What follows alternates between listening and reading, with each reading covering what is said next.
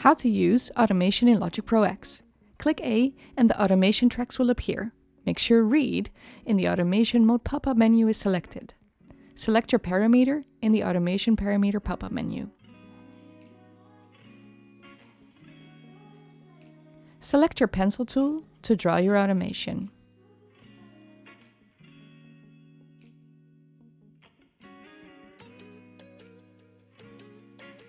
Use your pointer tool to drag bigger regions up and down.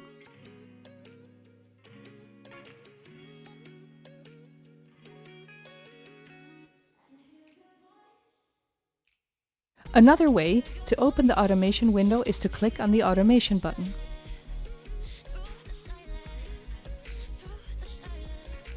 A different option is to double-click on your track. The edit window will pop up and here you can either click on the automation button or press A on your keyboard. You can adjust more than just volume.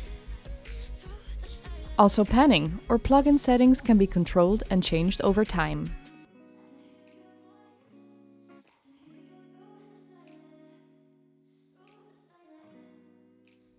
You're all done. Have fun!